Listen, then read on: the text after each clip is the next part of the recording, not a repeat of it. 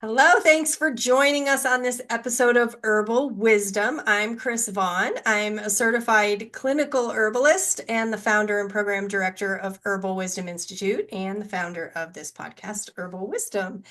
And before we get started on our topic today, I really just want to thank you for finding this episode either on YouTube or your favorite podcast platform. So if you enjoy this episode that you're listening to, then I really encourage you to hit that follow button and follow us on Herbal Wisdom on any of the platforms that you may find us on. So that would be YouTube, podbean.com, Apple Podcasts, or Google Play. So today we're going to discuss the different philosophies and values and methodologies that really drive us as herbalists to do the work that we do, and how these different philosophies shape each one of us into very different herbalists, yet all of us are equally effective. And for this discussion, I have some guests with me, and I know you will gain some really valuable insight from these ladies. First, we have Rachel Elm. Rachel has a master's in medical herbalism. She is a functional nutritional therapy practitioner, and she has her master's in education. Rachel is also the founder of Open Road Botanicals and is the lead instructor for Herbal Wisdom Institute. Rachel, thank you so much for joining us. Oh, thank you, Kris. Always a pleasure to be here with you. Thank you for this chance to see you and to chat about the stuff that we love to talk about. We do love it. Yep. We will have some good conversation. And then also we have Candice Cook. Candice is a certified herbalist specializing in mental health. She is a wilderness first responder and the founder of Rebel Herbal and also an instructor for Herbal Wisdom Institute. Candice, thank you for being here. Thank you, Kris, and thank you, Rachel. I love all things Herbal Wisdom Institute, and I am very excited to be here in this conversation with both of you. Awesome. Thank you so much. Okay, so one of the things that we as educators of herbalism come across all the time is that our students um, come from all different backgrounds, right? And they all Yep. come to studying herbs for very different reasons and may have different goals in mind. And often people get a picture of what an herbalist is supposed to look like, quote unquote, supposed to look like, right? And do they start to wonder, do they really fit that mold? I know when I attended my very first herbalism class, I had zero background in anything natural, but I was drawn there and really felt like it was where I was supposed to be. But I walked into that first class. Candice, you were in class with me. That's how we met. And there were 48 of us in that class. And I walked in there and went, whoa, like this is a lot of hippie energy in here. And I felt like a total fish out of water, right? Like did not know what I was supposed to be doing. And so grateful that I stayed in class because I have come to love so many of the people that were in class with us. And I love the hippie herbalist, but I'm just not that herbalist, right? And so I'm so grateful that you are around because you are much more that way and I love it, right? But you're pretty much a serious herbalist as well, too, right?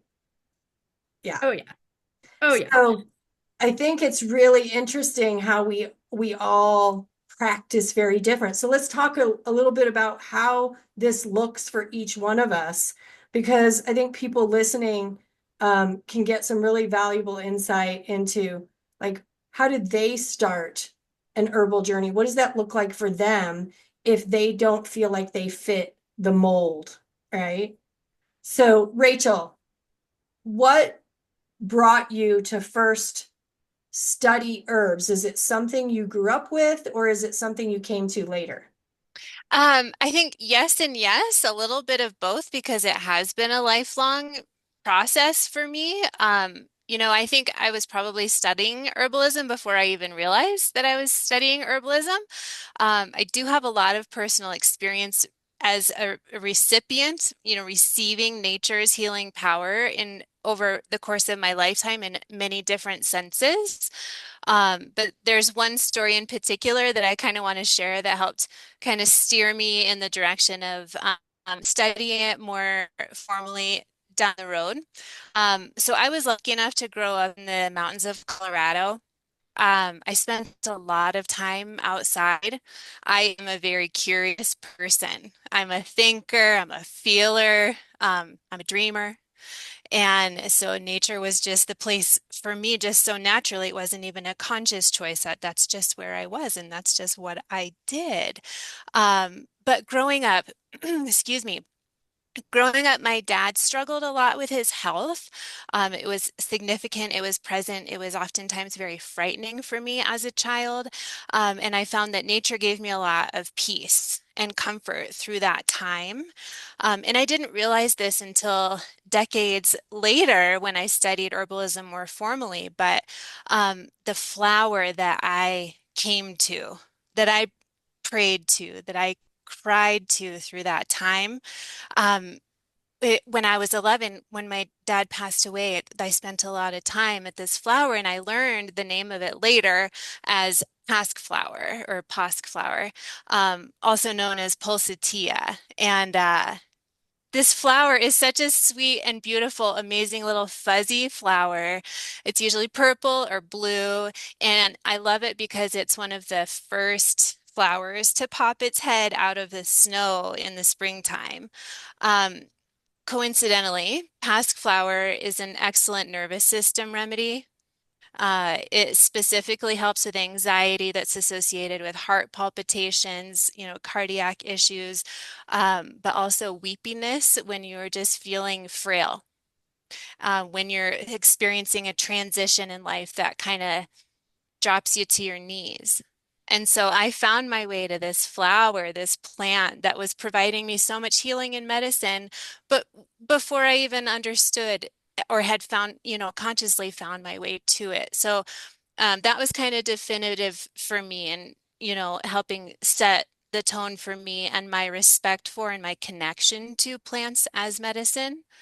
And then I began teaching herbalism later on because I had already spent, just fast forward to my adult years, I had spent a good portion of my career kind of developing myself as a wellness educator already. I was teaching for the Nutritional Therapy Association and had been kind of in the education sphere already. And I decided to pursue herbal medicine training more formally as a complement to the nutritional therapy work that I was doing, because we know that food is medicine and plant medicine is a powerful tool. And I've seen it work miracles in my life and so many others. And so I decided to also pursue training and education just to kind of round out and really help to fuel my dreams to teach herbalism. That's awesome. Thank you so much for sharing that. Thank you. Candice, what brought you to start studying herbalism? First, I want to say I love that story, Rachel. I love pulsatilla, and I give it to clients often for the exact situation that you described. So for you to be drawn to that, just like as an 11-year-old grieving child, is such a beautiful anecdote for that plant and for the way herbs kind of call us to healing in general. And also, Kris, I wanted to say we totally went to hippie college. That's what I tell when they ask like where I went to herbalism school. I was like, I went to this hippie college in Arizona. Like that's what it was. I was one of awesome too. It was so awesome. So I guess what got me there is, I've always been I kind of believe in reincarnation or something to that effect, because I came into this world rebelling against the nutrition and the medical system that I was born into. And my family has called me a black sheep for as long as I can remember. They're like, why are you telling us to recycle? Like nobody did that when we were little. Why are you questioning my salt intake? Like I was 6 years old and asking these questions that the people around me didn't have answers to. And as I grew, I kind of just somehow, I don't even know how, picked up on natural health. I tried to eat in a different way. I tried to eat more vegetables or different kinds of meat than what was offered to me. Just kind of, that's just what people offered you. It was like bread and butter and bologna. I grew up in the Southeast and I just questioned it. I knew that there somehow instinctually and intuitively, I knew there was something. And now that I look back, I'm like, I think I got a lot of this from my grandma just through osmosis. She was always picking weeds and making us eat them. She knew where a wild asparagus patch was. We had to pick blackberries out of the bushes and she would make cobbler. We were always outside with my grandma while my mom was at work doing this weird stuff that nobody else was doing. And my mom says now that she thinks the reason that she's had such good health in spite of so many other circumstances is that my grandma was always feeding her what weeds. It's crazy how this stuff you kind of inherit without any structure or without it even being intentional. I really think that I just inherited this self-reliant, very Southern Appalachian hill people mentality of like, don't trust doctors or the government. Don't trust the government, and like do it yourself, be self-reliant. And I carried that with me. And then I actually ended up working for the government. And I was in the process of applying for law school, actually. And one day I had started using herbs. And while I was filling out applications, I opened up my herb cabinet. And it was like a mystical calling. They say that religious people get this calling. I just had this flash of, you are supposed to be an herbalist. And I was like, what the heck? Like, that was definitely not my norm at that time. I've always been sensitive to spirit and nature, but nothing like that. And I couldn't deny it. So I kept trying to bargain with whatever this voice was. And I was like, okay, well, if this thing doesn't work out, then I'll find a herb school, and that's how it went. Like, these other things I was trying to push forward didn't work. And I was like, okay, I'll go look for an herb school. And I found, the one that we went to, and it ended up being the most incredible thing. Like, I remember being in class and knowing I was where I was supposed to be. And I have, had ups and downs with it when I've struggled, but I've never, ever felt like that was the wrong choice or that I was not meant to be an herbalist. So I don't know, you just trust the process. That's awesome. And I have had a similar experience that took me to herbalism school. So I get it. Yeah. Like why am I doing this? Why am I supposed to be doing this? I'm not sure. And then you get there and your whole worldview changes, right? And so, yeah, thank you. That's awesome. I didn't grow up around anything natural, as I had said before. I grew up in a way that, you get sick, you go to the pediatrician. You take your kid to the pediatrician. You do whatever the doctor says. That's just the way it is. I grew up on fast food and, not cooking really at home. And what I'd say 80% of America lives like, right? And my youngest daughter was 7 at the time and got sick. And, it started off as just a tummy ache. And so I took her to the pediatrician because the tummy ache wasn't normal. And that led to 9 months of doctor's appointments, invasive tests over and over to tell me, well, she has some inflammation. Here's an antacid. And there was something in me that just knew that a 7-year-old should not be on an antacid. There's a problem here. Why is this the only solution? Right? And I was doing nails at that time. I was a nail technician. And one of my clients said, could I give you some suggestions of some things to try? And I was like, okay, fine. But, nothing she suggested was going to work because she was kind of weird. She worked for one of those weird naturopathic doctors, didn't know anything about naturopaths at the time. I just thought they were all crazy. So I went ahead and bought the things that she mentioned, and within 3 days, my daughter was better. And I Wow. went, whoa, hold on a minute. I am missing something. And so then I started researching, and one of the things that she gave or had me give my daughter was marshmallow root. And I became obsessed and fascinated with marshmallow, Althea officinalis. Still to this day, one of my favorite herbs to give for so many different things, but digestive especially.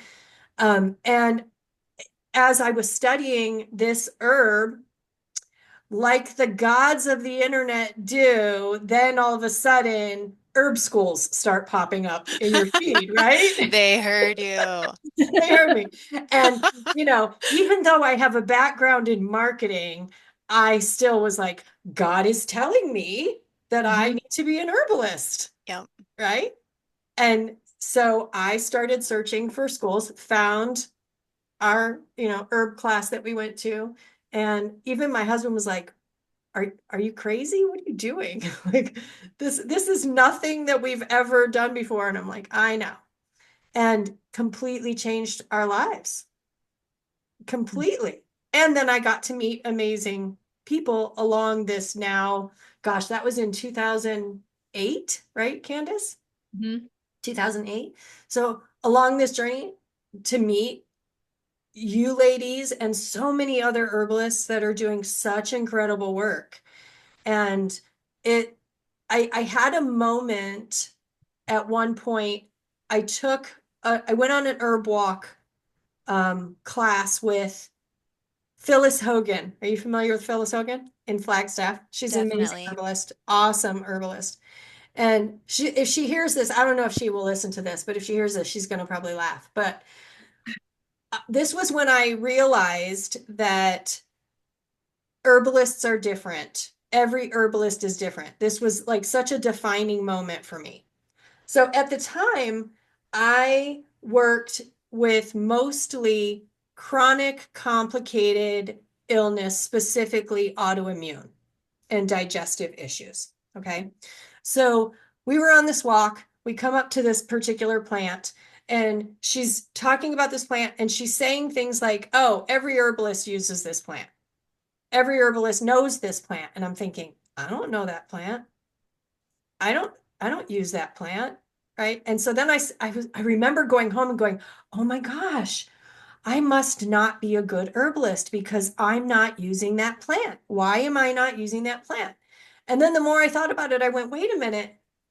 I'm not using that plant because that plant is pretty specific for some acute things. And I don't really deal with acute things. I deal with chronic, kind of weird, complicated things. That plant just doesn't come up for me. And that's when I had to step back and go, whoa, okay, this whole like language of every herbalist does it this way, right? And Right. that is not what Phyllis was saying at all. That's what my insecure brain was hearing. Right. Just because you didn't use that particular plant didn't take away from your capability or your practice, right, as an herbalist, because we do each tend to find our plants that we go to. Like we become familiar with our Materia Medica, our collection of plants that we know that, that those are our allies. Sometimes we choose them and we try to build kind of like a broad spectrum arsenal or an apothecary so we can deal with multiple different things. A lot of times plants find us, right? It's the things we know are going to be unique to each one of us, to your point. Right, right. And it's such a beautiful thing when we can start to embrace who we are as an herbalist. Like, for instance, I describe myself as a very clinical, science-based herbalist. So they'll call me up and they'll say, can you tell me how to grow lavender? Absolutely not. I'm not a gardener. I have always wanted to garden, but I don't want Wanted to to garden. want. I don't want to do it. I'm not good at it. You Give me have a house beautiful plant house and I'm plants, good. Kris. Yeah, house Yes. plant, great. Garden outside, not my thing, right? I got you covered there. And in Candace too. And I love that I then surround myself with herbalists who love to garden Hmm. and grow their own herbs, right? Make their own medicine, all of that. And so it's just funny when, because I go, Yeah. no, I can't talk like that. So how, Candice, how would you say you are most different from other herbalists around you? Ooh, that's a great question.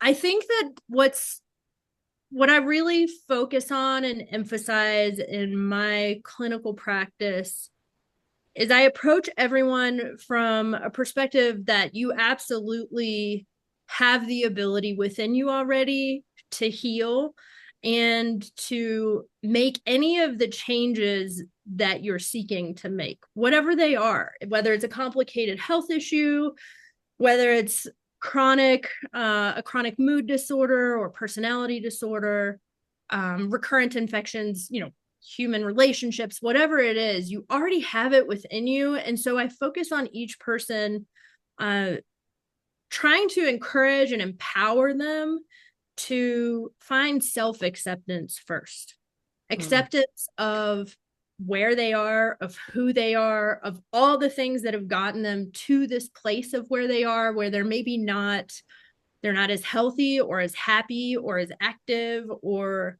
whatever it is that they want to be, they're not there yet. Otherwise, they wouldn't be coming to see us, right? But I really truly believe and have found in my own life and in people that I've worked with for a long time that the most success and the most positive change comes when we first are able to accept what already is. I don't always approach illness as pathogenic.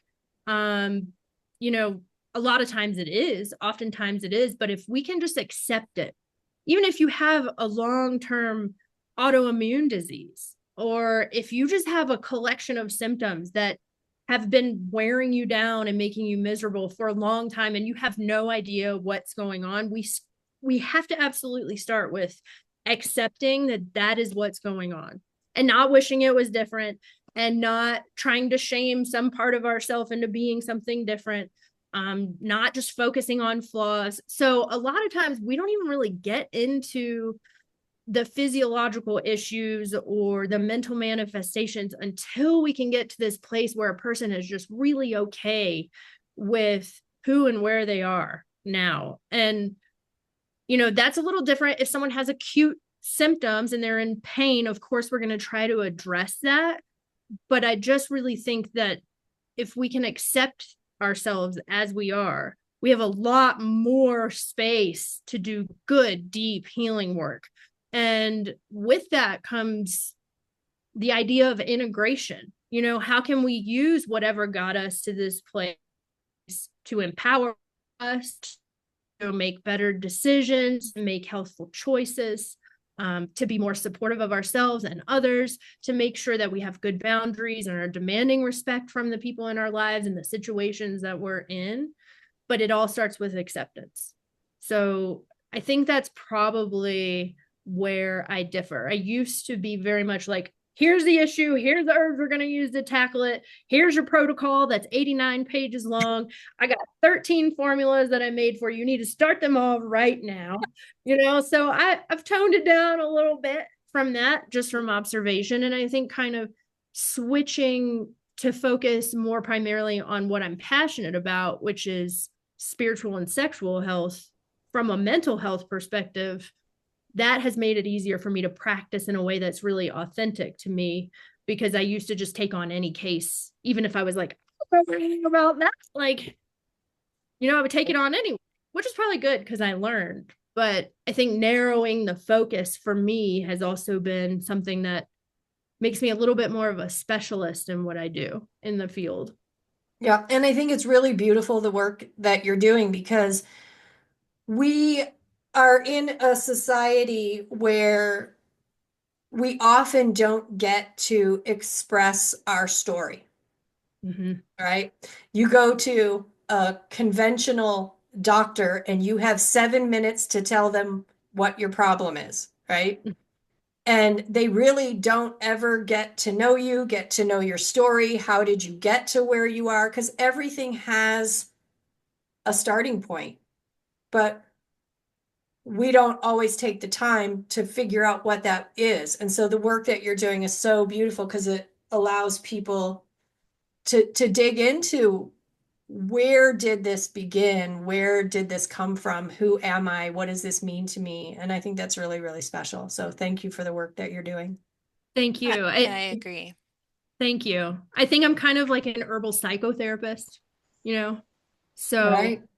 leaning into that has been good for me and the people that I help, because it's a Yeah. lot of talking. A lot of I talking. think there's a lot of medicine in just being heard, just having the opportunity to share, as Kris was saying. And then I think the other powerful part of that, which you have both spoken to, is like the buy-in moment where there's an actual experience that like the proof's in the pudding that herbs really are medicine. Like they really do work, It really is like you have to have, I think, that experience to really um connect with it. And I think that's what makes it so unique and accessible is that like it's the people's medicine, right? Like the these plants were here and gifted and given to us and my hope is that they're accessible because of that and that they're widely practiced and passed down and revered.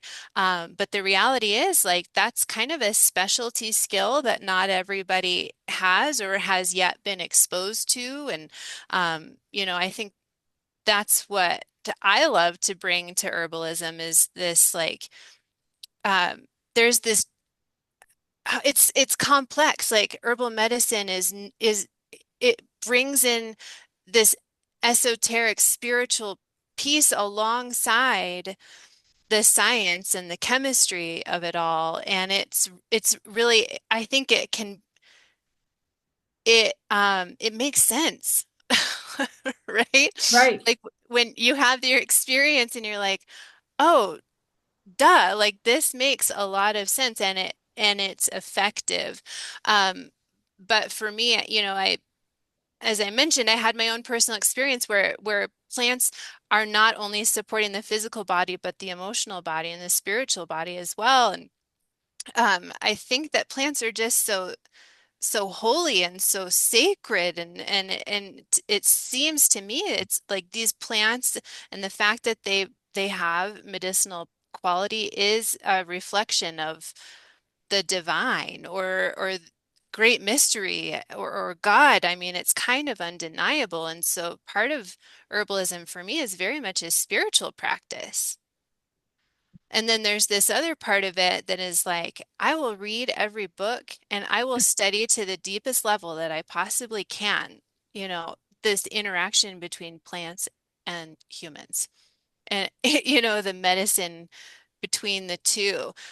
So I don't know, there's this, science. I keep one foot, firmly planted in the scientific study. And then there's this other foot that's like floating all over the place. And then, um, in a heal the people kind of sense. Well, and I So, think it is so important to understand and embrace both aspects, right? Because we could, if we're not careful, push herbalism into the exact same methodology as pharmaceuticals, Yep. right? If all we focus on is chemical structure and mechanism of action in the body, we're doing nothing but pushing a pill, right? Mhm. And so when you do the work like Candice, like you're doing, and you have a philosophy, Rachel, like yours, you really can get that more holistic approach and get deeper healing for people beyond physical healing, the mental, emotional, spiritual healing that so many people are craving. But I will say in the beginning, that is what scared me the most mm, Mhm. about studying herbalism because I was like, I don't get that. I don't understand how to do that. And it then pushed me into like studying how do I be more spiritual, right? How do I let, because I'm a very like type A, very structured, I would say sort of constricted person sometimes in the way that I think, right? And so for me, my herbalism study was amazing to really push me outside of that and start to embrace the philosophies that you two are talking about. And it's made all the difference in how I approach herbs for people. And I think, once you've had that, like Rachel, you said that one foot in the science and always study, study, study, that is when intuition gets stronger. Mhm. Mhm. When you arm intuition with deep research, it is powerful, Mhm. right? Because I don't know about you, I'm sure you've had the same experience. I will be talking to someone and there is an herb screaming in my head, right? And I will say, I don't know why ashwagandha is yelling at me, but maybe you should check out ashwagandha, right? And then when we talk about what's going on with them, I go, oh, that makes perfect sense. That's exactly why they needed ashwagandha, right? Have you had in a situation like that? I have. It happens often. And then it's wonderful because as you, like you said, as you learn more about them, you're like, oh, yeah. But it is because, like you said, you have the knowledge already. It's not just willy-nilly this herb pops in. It's something deep in you is remembering the essence of that plant, and it's your intuition is connecting it to this person, and then you can logically put it together. So it's a combination. It's the Yeah. logic and the spirit of the plant and your knowledge and this primitive, like intuitive part of you. It's really holistic. Yeah. Yeah.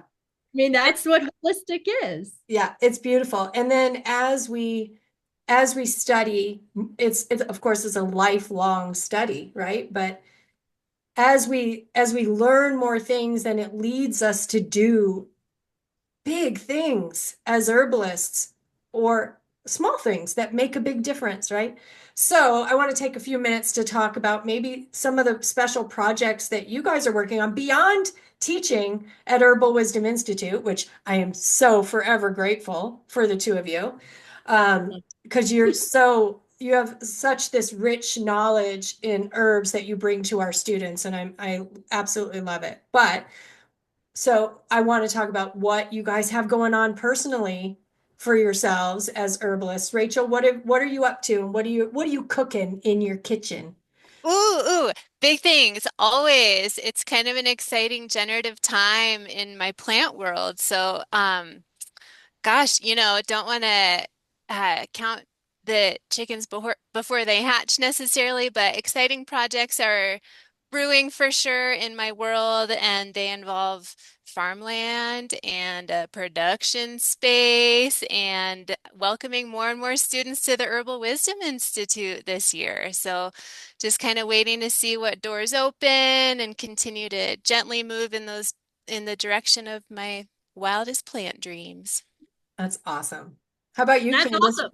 What do I you want to have? know more. I'll What do tell you you have more. cooking, Candice?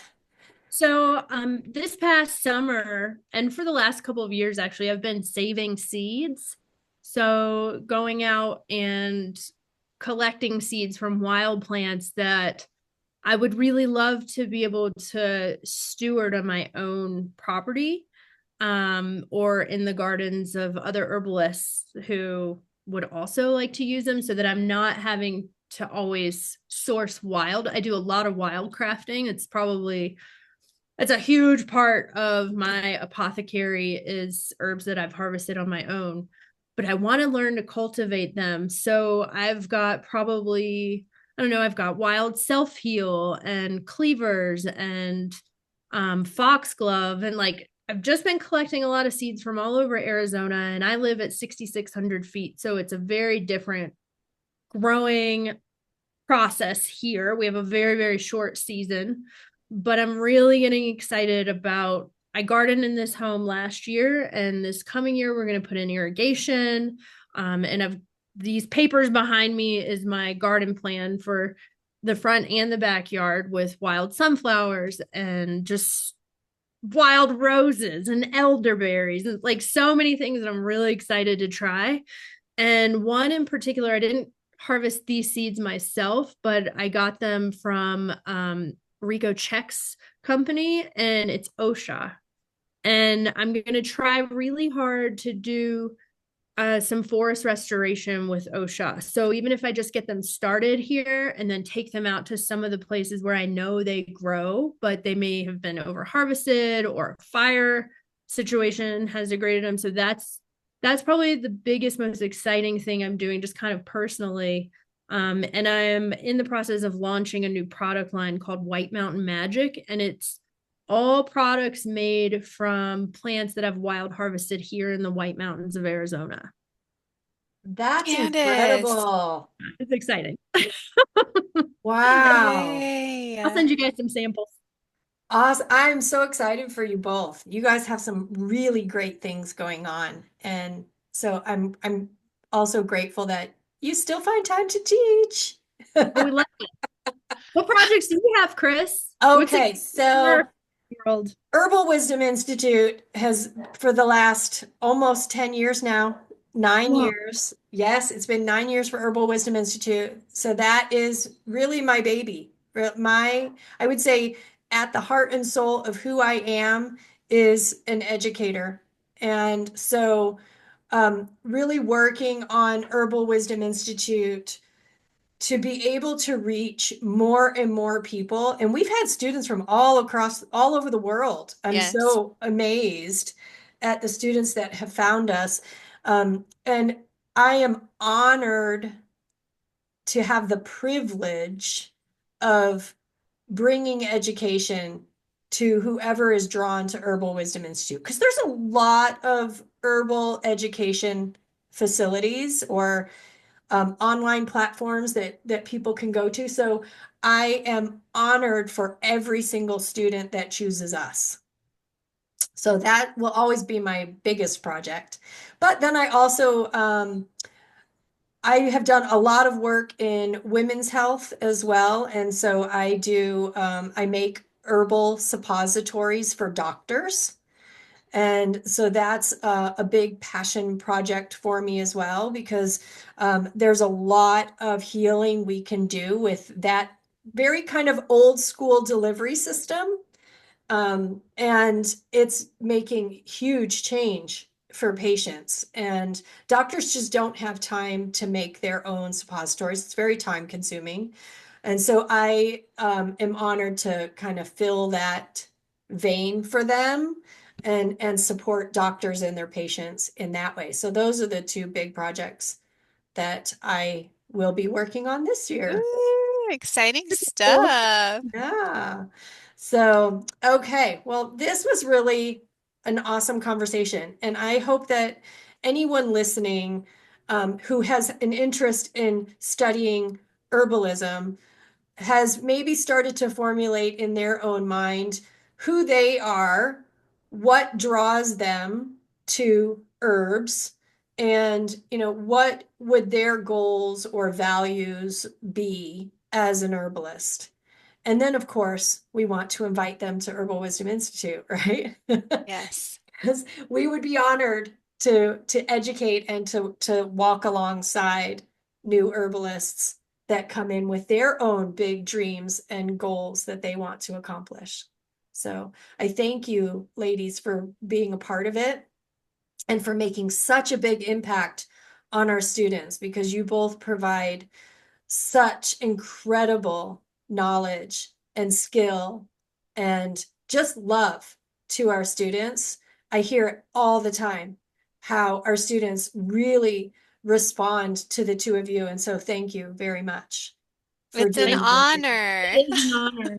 It's a beautiful opportunity to be able to share with the Herbal Wisdom Institute students. Yeah. I love it. Thank you. Thank What you. a privilege.